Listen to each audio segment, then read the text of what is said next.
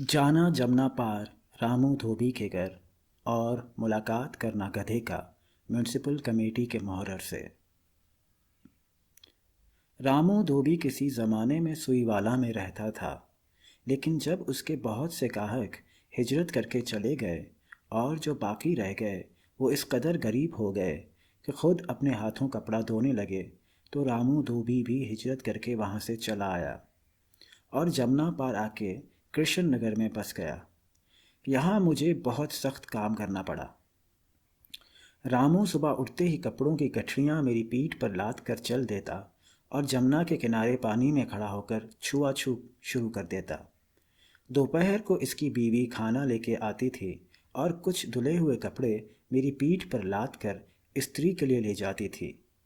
मैं दिन भर जमुना किनारे घास चरता रहता या रेल के पुल से गुजरती हुई मखलूक का तमाशा देखता।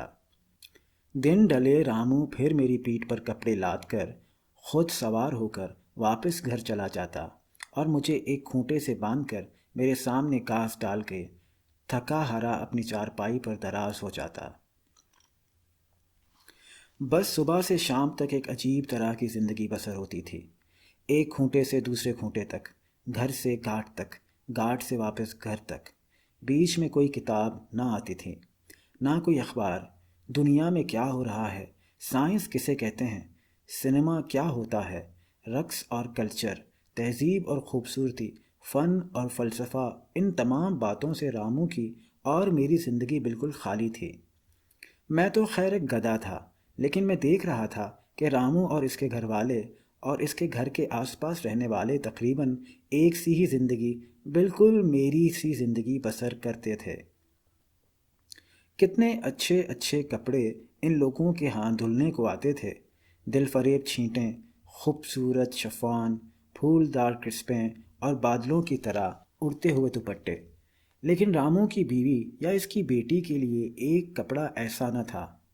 शाम को जब हम जमुना से लौटते, अक्सर सड़क के किनारे एक नए तामीर शुदा सिनेमा के बाहर तमाशाइयों के हुजूम को देखते, मगर रामू बस हसरत सिनेमा की खूबसूरत इश्तिहारों की तरफ आह भरता हुआ चला जाता। इसका जी तो चाहता था कि हर रोज़ सिनेमा देखे, और इसके साथ इसके दूसरे साथी धोबियों का भी यही जी चाहता था। लेकिन जब वो अपनी जेब में इतने पैसे देखते कि या तो टिकट आ जाए या आटा आ जाए, तो वो मजबूर होकर आटा ले आते। कभी कभी कोई मनचला आटा छोड़कर सिनेमा का टिकट खरीद लेता था। उस रोज़ घर में बड़ा हंगामा होता था। एक दफ़ा रामू ने भी ऐसा ही किया था। उस रोज़ न सिर्फ इसने ताड़ी पी थी, बल्कि सिनेमा का टिकट भी ख़रीद लिया था और मुझे अपने एक दोस्त तांगे वाले के हवाले करके अंदर चला गया था। हॉल के बाहर 3-4 तांगे खड़े थे, जिनके घोड़े बनबनाकर और ज़मीन पर सिम बजाकर एक दूसरे से गुफ्तगू कर रहे थे। एक घोड़ा जिसका रंग मुश्की था और माथा सफ़ेद, और जो किसी प्राइवेट तांगे का घोड़ा था, इसलिए ज़रा मगरूर दिखाई देता था, दूसरे तांगे के घोड़े से कह रहा था, मेरा मालिक मार दाड़ की तस्वीरें बहुत पसंद करता है। अक्सर ऐसी तस्वीर देखकर खुद ज़ोर ज़ोर से तांगा चलाने लगता है। मुझे याद है, एक दफ़ा सिनेमा से वापस आते हुए उसने बड़े बाज़ार में मुझे सर पर दौड़ाना शुरू किया था, जैसा उसने पिक्चर में देखा था। कई आदमी ज़ख्मी हुए थे और एक बच्चा तो अस्पताल में मर गया था, मगर मेरा मालिक बहुत अमीर था। किसी न किसी तरह इसने साबित कर दिया कि वो शराब के नशे में धुत था, इसलिए सिर्फ जुर्माना अदा करके छूट गया। दूसरा घोड़ा बोला, मेरे तांगे पर जो 2 औरतें आई हैं, वो सिर्फ ये देखने आई हैं कि मधुबाला ने नए फैशन के कौन से कपड़े पहन रखे होंगे। बल्कि एक औरत ने तो दूसरी को अपने बटुए में से पेंसिल कागज़ निकाल के भी दिखाया कि वो किस तरह हॉल के अंदर बैठे बैठे मधुबाला के नए फ्रॉक के नमूने की नकल कर लेगी। तीसरा घोड़ा बोला, मेरा मालिक बड़ा इज़्ज़तदार है, वो यहाँ हफ्ते में एक रोज़ अपनी दाश्ता को, जो एक गरीब अंग्रेज़ की बीवी है, यहाँ सिनेमा दिखाने आता है। वो अगर चाहे तो उसे नई दिल्ली के उम्दा उम्दा सिनेमा भी ले जा सकता है, मगर उसे अपनी इज़्ज़त का बहुत ख्याल है। मैंने झिझक कर, क्यों? ये बड़े आली नस्ब घोड़े थे, مگر ذرا ہمت کر کے ان گوڑوں کی گفتگو میں حصہ لے کے پوچھ لیا، کیوں جی، یہ سنیما کیا ہوتا ہے؟ میرا سوال سن کر ان تینوں گھوڑوں نے بڑی نفرت اور حقارت سے میری طرف دیکھا، جیسے ان کی نگاہیں کہہ رہی ہوں گدھا ہے نا آخر۔ اس کے بعد دوسرے ہی لمحے میں وہ تینوں بن بنا کر ہنس پڑے اور میرے سوال کا جواب دیے بغیر پھر اپنی باتوں میں مشغول ہو گئے۔ مشکی گھوڑے نے گھنٹی کی آواز سن کر کہا، انٹرول ہو رہا ہے شاید۔ جب پکچر ختم ہو گئی تو رامو دھوبی تاڑی کے نشے میں بے سدھ میری پیٹھ پر لدا ہوا اسی نئی فلم کا گیت گاتا ہوا جو اس نے آج دیکھی تھی، گھر کی طرف چلا۔ آج سے پہلے وہ مجھے گھر کا راستہ بتایا کرتا تھا، آج مجھے بتانا پڑا۔ کئی دفعہ تو رامو گرتے گرتے بچا۔ آخر کسی نہ کسی طرح میں اسے سنبھال کے گھر لے گیا، جہاں اس کی یہ بیت قضائی دیکھ کر اس کی بیوی نے خوب اس کی خاطر مدارت کی، کیونکہ رامو کی فضول خرچی سے آج گھر میں چولہا نہیں سلگا تھا۔ بچے بھوک سے بلک بلک کر سو گئے تھے۔ میاں بیوی میں خوب لڑائی ہوئی۔ بیوی کہہ رہی تھی، تم نے تاڑی کیوں پی، سنیما کیوں دیکھا؟ جانتے نہیں تھے یہ سب کچھ کرو گے تو گھر میں چولہا نہیں جلے گا؟ اور رامو ہاتھ ہلا ہلا کر سر جھکا کر کہہ رہا تھا، خوب جانتا تھا مگر مجبور تھا۔ دماغ میں ہر روز کپڑے اس طرح چھوا چھو کرتے ہیں کہ معلوم ہوتا ہے دماغ اس کے شور سے پھٹ جائے گا۔ ایسے وقت میں تاڑی پینے کو جی چاہتا ہے تاکہ یہ شور سنائی نہ دے۔ سنیما کیا ہر روز دیکھتا ہوں، قسم لے لو آج 6 مہینے کے بعد گیا ہوں، بالکل مجبور ہو کے۔ جی چاہتا تھا، اس گندگی کی غلیظ موریوں کی بو سونگتے پریشان ہو گیا تھا، اس لیے وہاں چلا گیا۔ کیا برا کیا، وہاں ایک خوبصورت گھر دیکھا، خوبصورت کپڑے، دلکش ناچ، صاف ستھرے بچے، عورتیں ایسی جو ہمارے محلے میں نظر نہیں آتی۔ رامو کی بیوی نے اسے زور سے ایک دھپ جمائی، موا گھر بھر کو بھوکا رکھ کر تماشا دیکھتا ہے۔ رامو نے کہا، میں بھی تو بھوکا رہا ہوں، سچ کہتا ہوں پیٹ کی بھوک بری بلا ہے، لیکن کبھی کبھی کوئی دوسری بھوک بھی ایسی جاگ پڑتی ہے کہ رہا نہیں جاتا۔ کیا ہوا دھوبی ہوں، آخر انسان ہوں، پیٹ کی بھوک کے سوا اور بھی بھوک لگتی ہے، ایسی کہ دل اندر ہی اندر سے بھٹی کی طرح سلگنے لگتا ہے۔ اس رات مجھے گھاس نہیں ملی، مگر میں خود بھوکا رہ کر بھی سوچنے لگا کہ رامو ٹھیک کہتا ہے۔ رامو کوئی میری طرح تو گدھا نہیں جسے صرف کپڑے دھونے اور 2 وقت کی چارے سے کام ہو۔ رامو آخر انسان ہے جسے پیٹ کی بھوک کے علاوہ اور بھی کئی طرح کی بھوک سے واسطہ پڑتا ہے۔ اچھے گھر کی بھوک، اچھے کپڑے کی بھوک، اچھے رقص کی بھوک، ایک خوبصورت چہرے کو دیکھنے کی بھوک، خوبصورت شفق کو دیکھنے کی بھوک۔ کئی دفعہ جمنا کے کنارے گھاس چرتے چرتے میں نے جمنا کے پانی میں سورج کے سونے کو گھلتے ہوئے اور آفتاب کو ڈوبتے ہوئے دیکھا ہے، اور اس کے بے پناہ حسن سے میسور ہو کے رہ گیا ہوں۔ مگر میں نے یہ بھی دیکھا ہے کہ عین اسی وقت بیچارہ رامو گردن جھکائے کمر تک پانی میں ڈوبا ہوا اس شفق کے حسن سے بے نیاز ہو کر کپڑوں کو پوٹ رہا ہے، اور اسے مطلق پتہ نہیں کہ اس کے آس پاس کتنی بڑی خوبصورتی کا خزانہ لوٹا جا رہا ہے۔ میں ایک گدھا ہو کر اس خوبصورتی سے متاثر ہو سکتا ہوں، مگر رامو ایک انسان ہو کر اس سے خطر نہیں اٹھا سکتا۔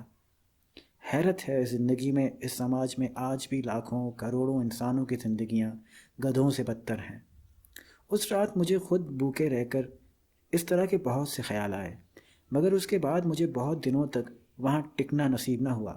یہ نہیں کہ میں نے دانستہ وہاں سے بھاگ آنے کی کوشش کی تھی، حالانکہ وہاں مجھے بہت تکلیف تھی۔ ایک تو اخبار پڑھنے کو نہیں ملتا تھا، عرصے سے کسی کتاب کی صورت نہیں دیکھی تھی۔ جمنا پار عام طور پر جن لوگوں سے واسطہ پڑتا تھا وہ بالعموم خود اتنے غریب ہوتے تھے کہ کتاب خود نہیں خرید سکتے تھے۔ بہت سے لوگ جاہل اور ان پڑھ تھے۔ یہاں اکثر گالی گلوچ، جھگڑا ہوتا رہتا تھا۔ دھوبیوں کے محلے میں جہاں میں رہتا تھا ہر روز کسی نہ کسی بات پر لڑائی ہوتی تھی۔ غصہ دھوبی کا گدھے پہ نکلتا تھا یا پھر اپنی بیوی بچوں پر۔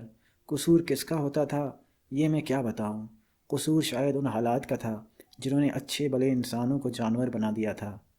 اب آپ حالات کو ڈنڈے سے تو نہیں پیٹ سکتے، یہ تشدد ہوگا تو چلیے گھر کے گدھے ہی کو پیٹ لیجئے، قانون آپ کو اس کی اجازت دیتا ہے۔ رامو کے ہاں ظاہر ہے میرے ایسے پڑھے لکھے کو تکلیف کا سامنا کرنا پڑا، پھر بھی میں نے اس کا ساتھ نہیں چھوڑا، کیونکہ رامو ایک دیانتدار دھوبی تھا۔ وہ اپنے کپڑوں پر بڑی محنت کرتا تھا، صبح سے شام تک اپنا گھر چلانے کے لیے ہر ممکن کوشش کرتا تھا۔ ایسے آدمی کا ساتھ چھوڑنا ممکن نہیں، اور میرا جی بھی نہیں چاہتا تھا، مگر کرنا خدا کا کیا ہوا۔ ایک روز رامو جب جمنا میں کپڑے دھو رہا تھا، ایک مگرمچھ نے اس کی ٹانگ داب لی۔ رامو نے اپنے آپ کو چھڑانے کی بہت کوشش کی۔ دوپہر کا وقت تھا، پل کے اوپر سینکڑوں مسافر گزر رہے تھے، ایک ریل گاڑی بھی گزری تھی، پولیس کے سنتری بھی پل کے ناکے پر کھڑے تھے۔ رامو نے بہترا شور مچایا، لیکن مگرمچھ نے کسی کی نہ سنی۔ وہ رامو کو گھسیٹ کر گہرے پانیوں میں لے گیا۔ رامو کے گاہکوں کو رامو کے مرنے کا افسوس تو ضرور ہوا، مگر کپڑوں کے کھو جانے کا اس سے زیادہ ہوا، کیونکہ رامو اور مگرمچھ کی لڑائی میں بہت سے کپڑے دریا میں بہہ گئے تھے۔ کئی ایک گاہکوں نے تو اسی وقت رسماً افسوس کے بعد رامو کی بیوی سے کپڑوں کے لیے تکرار شروع کر دی۔ رامو بہت اچھا دھوبی تھا، مگر ہماری شفون کی ساڑی کون سی بڑی تھی، اور وہ نئی ساٹن کی شلوار جو ابھی ابھی گلزار ٹیلر سے سلوائی تھی، کہاں ہے وہ؟ ذرا وہ میلے کپڑے کی گٹھڑی تو کھولو۔ مجھے ان لوگوں کی یہ حالت دیکھ کر بڑا افسوس ہوا۔ ہم گدھوں میں بھی کوئی مر جاتا ہے تو ہم اس کی بیوی بچوں سے ایسا سلوک نہیں کرتے، مگر شاید اس کی وجہ یہ ہو کہ انسان اشرف المخلوقات ہے۔ چند دنوں ہی میں رامو کی بیوی اور اس کے تینوں بچوں کی حالت غیر ہو گئی۔ ان کے گھر میں کھانے کو کچھ نہیں تھا، فاقے پر فاقے لگ رہے تھے۔ دھوبی محلے کے سرپنچ نے، جو مدت سے رامو کی نوجوان بیوی پر آنکھ رکھتا تھا، تھوڑا سا آٹا اور دال رامو کے گھر بھجوا دیا، اور شام کو خود تاڑی پی کر چلا آیا اور رامو کی بیوی سے کہنے لگا کہ وہ اس کے گھر چلی آئے۔ رامو کی بیوی نے اسے بہت سخت سست کہہ کر گھر سے نکال دیا، اور پھر سر پکڑ کے رونے لگی۔ میں نے اسے دم دلاسا دیتے ہوئے کہا، مالکن گھبراتی کیوں ہو، سب ٹھیک ہو جائے گا۔ رامو کی بیوی نے جب مجھے بولتے ہوئے سنا تو پہلے اسے یقین نہ آیا، اور جب میں نے وہی بات دہرائی تو حیرت سے آنکھیں پھٹی کی پھٹی رہ گئیں، کیونکہ نئی دلی سے آنے کے بعد اب تک میں نے کسی انسان سے ان کی بولی میں گفتگو نہ کی تھی، اور رامو کے ہاں تو اس قسم کی گفتگو کا سوال ہی پیدا نہیں ہوتا تھا۔ اب جب رامو کی بیوی نے مجھے انسانوں کی طرح بات کرتے ہوئے سنا تو بالکل گھبرا گئی۔ آخر بڑی مشکل سے میں نے اسے کسی نہ کسی طرح سمجھا دیا کہ اس میں کوئی خاص بات نہیں ہے، یہ کوئی معجزہ نہیں ہے، خاص حالات تھے جن میں نے انسانوں کی بولی سیکھ لی۔ میں نے رامو کی بیوی سے کہا، مالکن بے شک میں گدھا ہوں، مگر اتنے عرصے تک تمہارے گھر کا نمک کھایا ہے، اب تم فکر نہ کرو، تم گھر میں ان تینوں بچوں کو لے کے بیٹھو، میں باہر جاتا ہوں اور دیکھتا ہوں کہ کیا ہو سکتا ہے۔ اب کیا ہو سکتا ہے؟ رامو کی بیوی نے کہا، کوئی ہماری مدد نہیں کرے گا، ہم غریب ہیں۔ غریب ہیں تو کیا ہوا؟ میں نے ذرا دل جمی سے کہا، اب حکومت ہماری ہے، زندگی ہماری ہے، سماج ہمارا ہے، اب ہم آزاد ہیں، جو چاہے کر سکتے ہیں، تم فکر نہ کرو، ضرور کچھ نہ کچھ ہو جائے گا۔ میں آج تمہاری مدد کے لیے میونسپل کمیٹی میں درخواست لے کے جاتا ہوں۔ کرشن نگر کی میونسپل کمیٹی کا مورر اپنے چپڑاسی ایک دوست اور ہیڈ کلرک کے ساتھ میز کے اوپر رجسٹر رکھے اور رجسٹر کے اوپر تاش کے پتے پھیلائے ایک عجیب کوفت کے عالم میں بیٹھا تھا۔ میں آہستہ سے اس کے پیچھے جا کے کھڑا ہو گیا اور آہستہ سے کہنے لگا، حضور بڑی مصیبت ہے۔ وہ لوگ تاش کے کھیل میں اس قدر محنک تھے کہ انہوں نے سب سنا انسنا کر دیا۔ صرف میونسپلٹی کے مورر نے غالباً یہ سمجھ کر کہ میں اس کا کوئی دوست ہوں جو اس کی پشت پر کھڑا کھیل دیکھ دیکھ کر ہمدردی کا اظہار کر رہا ہوں، میری طرف مڑے بغیر کہا، ہاں بھائی دیکھو نا، عجیب مصیبت ہے، کوئی چال ہی سمجھ میں نہیں آتی۔ اگر یہ ایک پتے کی طرف اشارہ کر کے پھینکتا ہوں تو میرا مخالف رنگ سے کاٹ لے گا، اور اگر یہ دوسرا پتا دکھا کے چلتا ہوں تو اس سے بڑا پتا بھی اس کے پاس ہے، اور اگر یہ تیسرا پتا دکھا کے چلتا ہوں۔ میں نے بات کاٹ کر کہا، حضور رامو دھوبی مر گیا ہے۔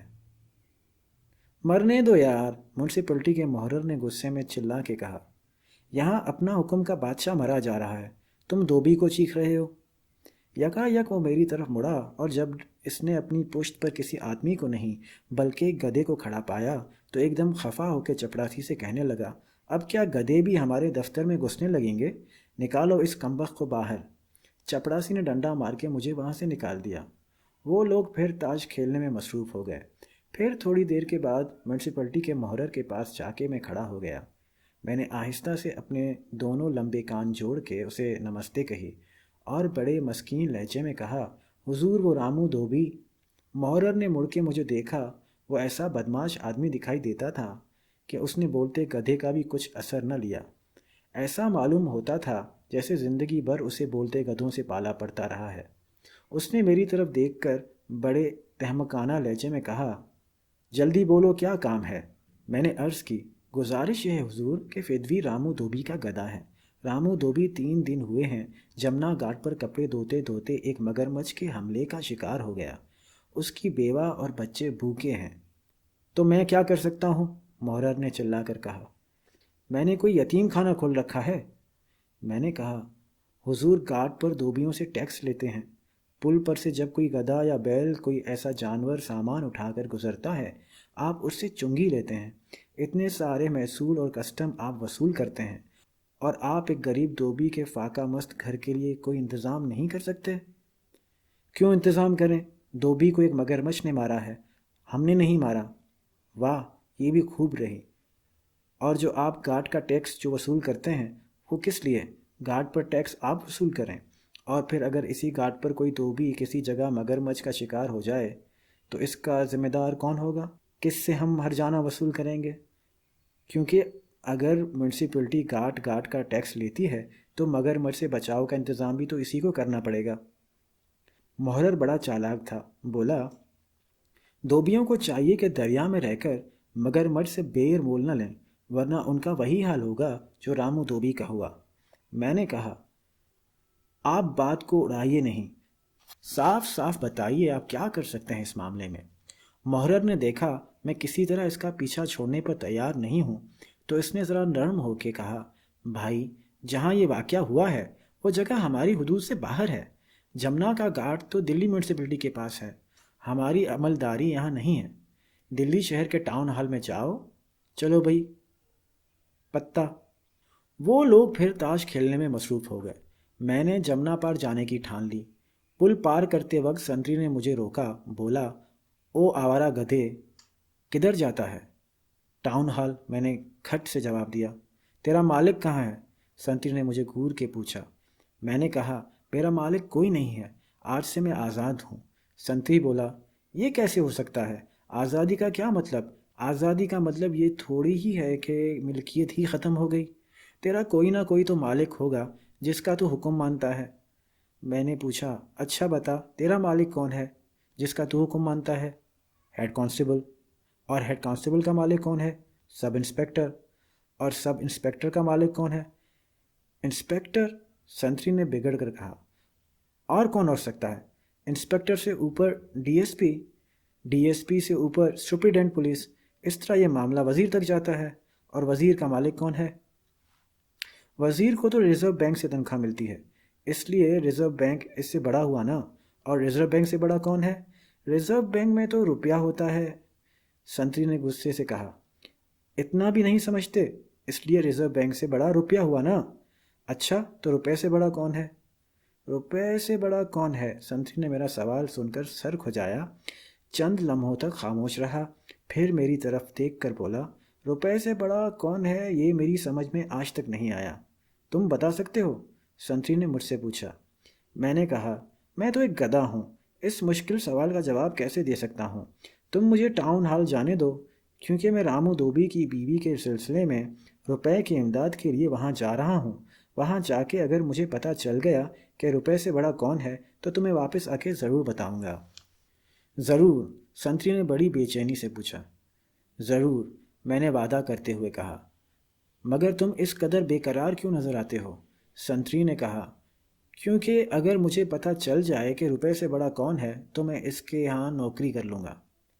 آدمی ہوشیار معلوم ہوتے ہو، میں نے سنتری کی تعریف کرتے ہوئے کہا، اور لمبے لمبے ڈگ بھرتے ہوئے جمنا کے پار آیا۔ تلاش کرتے کرتے کہیں گھنٹوں بھٹکنے کے بعد ٹاؤن ہال مل گیا۔ ٹاؤن ہال کے اندر گھستے ہی میں نے سوچا اب کہ کسی چھوٹے موٹے محرر یا کلرک سے گفتگو کرنے میں وقت خراب ہوگا، سیدھے چل کے میونسپل کمیٹی کے چیئرمین سے مل لینا چاہیے، اور اب کے روب ڈالنے کے لیے انگریزی میں گفتگو کرنا ٹھیک رہے گا۔ یہ سوچ کر میں سیدھا انکوائری میں گھس گیا اور کلرک سے بڑی شستہ انگریزی میں بات کرتے ہوئے پوچھا، چیئرمین صاحب کا دفتر کدھر ہے؟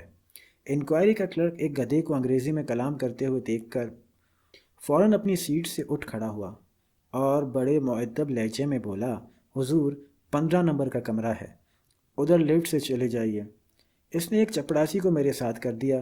چپڑاسی نے مجھے حیرت سے دیکھا تو صحیح مگر خاموش رہا۔ چپڑاسی نے مجھے لفٹ مین کے حوالے کیا۔ لفٹ مین نے بے حد مؤدب انداز میں لفٹ کا دروازہ کھولا۔ میں نے لفٹ میں داخل ہوتے ہوئے ہی دیکھا لفٹ کے اندر لکھا تھا 6 آدمیوں کے لیے، لیکن اس وقت میں اکیلا سفر کر رہا تھا۔ لفٹ مین نے باقی آدمیوں کو باہر ہی روک دیا تھا۔ زندگی میں پہلی بار مجھے احساس ہوا کہ ایک گدھا برابر 6 آدمیوں کے۔ لفٹ مین نے اوپر جا کر لفٹ روکی۔ میں سیدھا دلکی چلتا ہوا چیئرمین کے دفتر کے باہر پہنچ گیا اور باہر چپڑاسی سے بڑی بارعب آواز میں کہا، صاحب سے کہہ دو مسٹر ڈونکی آف بارہ بنکی تشریف لائے ہیں۔ ملاقات کرنا گدھے کا دہلی میونسپلٹی کے چیئرمین سے اور بلایا جانا فائر بریگیڈ انجن کا۔ چپڑاسی کا اشارہ پاتے ہی کمرے کے اندر چلا گیا اور زور سے گڈ مارننگ داغ دی۔ مجھے ڈر تھا کہیں ہندوستانی زبان میں بات کر دی تو بالکل ہی گدھا نہ سمجھ لیا جاؤں۔ دہلی کے دفتروں کے قلیل سے تجربے نے یہ بات میری ذہن نشین کرا دی تھی کہ انگریزوں کے چلے جانے کے بعد بھی یہاں انگریزی زبان کا راج ہے۔ آپ جب تک اردو یا ہندی میں گفتگو کرتے رہیں دفتری لوگ متوجہ ہی نہیں ہوں گے، لیکن جو ہی ذرا انگریزی میں دان دکھائے فوراً یوں پلٹ کر آپ کی بات سنیں گے جیسے آپ سیدھے ان کے ننیہال سے چلے آ رہے ہوں، اور بات سنتے وقت ایسی خوبصورت مسکراہٹ ان کے چہرے پر ہوگی جیسے کام آپ کو ان سے نہیں انہیں آپ سے ہو۔ چیئرمین صاحب کا رنگ سانولا، قد ناٹا اور چہرہ بڑا گمبھیر تھا۔ ان کی آنکھوں سے ایسی ذکاوت، چالاکی اور دانش مندی کا اظہار ہوتا تھا جو کم سے کم 5-6 الیکشن لڑنے کے بعد آنکھوں میں آتی ہے۔ آدمی بڑے گاگ تھے، اس لیے ایک گدھے کو کمرے کے اندر آتے دیکھ کر صرف ایک لمحے کے لیے چونکے، پھر فوراً ہی سنبھل گئے اور اس طرح گفتگو کرنے لگے جیسے ان کا عمر بھر انگریزی بولنے والے گدھوں ہی سے واسطہ پڑا رہا ہو۔ تشریف رکھیے، آپ نے مسکرا کر فرمایا۔ میں نے کہا، اگر میں تشریف رکھوں گا تو آپ کی یہ آرام کرسی ضرور ٹوٹ جائے گی، اس لیے کھڑا ہی رہوں گا۔ چیئرمین صاحب مسکرائے کیونکہ میں نے بات واقعی ٹھیک کہی تھی۔ ایک قلیل وقفے کے بعد پھر بولے، آپ کو یہ سوانگ بننے کی کیا ضرورت تھی؟ آپ سیدھے سادے کپڑوں میں بھی میرے پاس آ سکتے تھے۔ میں نے کہا، حضور یہ سوانگ نہیں ہے، حقیقت ہے۔ خیر اپنا اپنا ذوق ہے، چیئرمین نے ذرا آزردہ خاطر ہو کے کہا۔ میں کون ہوں بولنے والا، اور جب یہاں دلی میں ایک صاحب نے دن میں لالٹین اور گھنٹی لے کر الیکشن لڑا ہے، میں نے تو اعتراض کرنا ہی چھوڑ دیا ہے۔ آپ بھی چاہیں تو گدھے کا بہروپ بھر کے الیکشن لڑ سکتے ہیں، اگر اس میں آپ کو زیادہ ووٹ ملتے ہوں تو کیا مذائقہ ہے۔ میں نے کہا، حضور میں کوئی بہروپیہ نہیں ہوں، واقعی ایک گدھا ہوں، آپ میری بات کا یقین کیجئے۔ چیئرمین صاحب کو پھر بھی اعتبار نہیں آیا، بولے، چھوڑیے ان باتوں کو، میں 6 الیکشن آج تک لڑ چکا ہوں اور کبھی ہار نہیں مانی، میں سب جانتا ہوں۔ خیر آپ بتائیے، آپ کون سے وارڈ سے آئے ہیں؟ جی میں فی الحال تو کرشن نگر وارڈ سے آیا ہوں۔ چیئرمین صاحب نے سر ہلا کر کہا اور اپنی چوندیاں کے گرد سفید بالوں پر اس طرح ہاتھ پھیرا جس طرح فلم گرہستی میں دکھیا باپ کسی مصیبت میں گر جانے پر پھیرتا ہے۔ آپ کرشن نگر کے وارڈ سے کھڑے ہو رہے ہیں؟ اچھا بتائیے کون سی پارٹی نے آپ کو نامزد کیا ہے؟ کانگریس نے، جن سنگھ نے، پرجا سوشلسٹ پارٹی نے یا کمیونسٹوں نے؟ میرا مطلب یہ ہے آپ کس پارٹی کے امیدوار ہیں؟ میں نے کہا، جی میں تو آپ کی نگاہ کرم کا امیدوار ہوں۔ چیئرمین صاحب مسکرائے، سمجھ گئے کسی بہت چالاک آدمی سے بالا پڑا ہے۔ بولے، بس آپ بنیے نہیں، صاف صاف بتائیے کیا کام ہے۔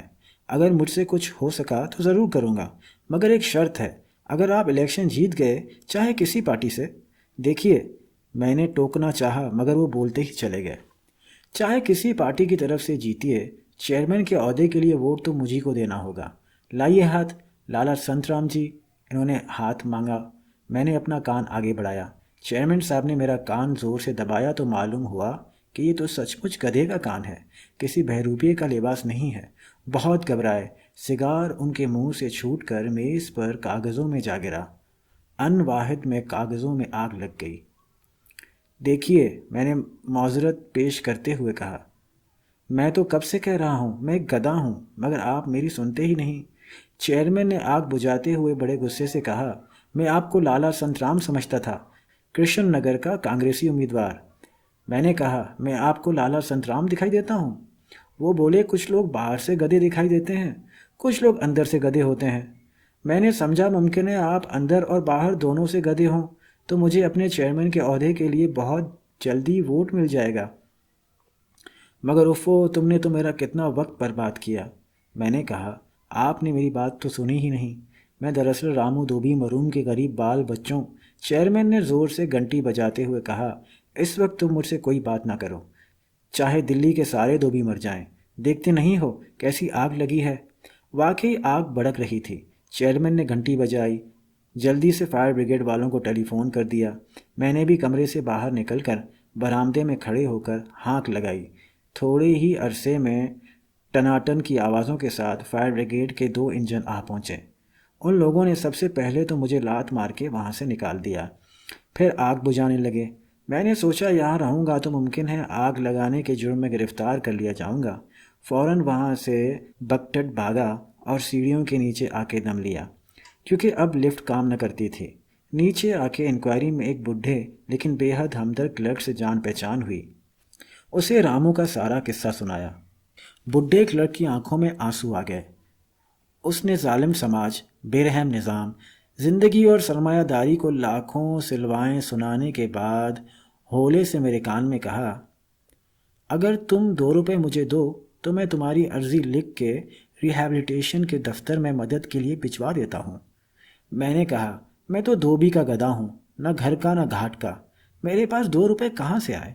اور پھر تم تو جانتے ہو 2 روپے میں 2 من گھاس آتی ہے، 6 سیر باجرہ، 3 سیر چاول، لیکن دمے کا ایک ہی انجیکشن آتا ہے۔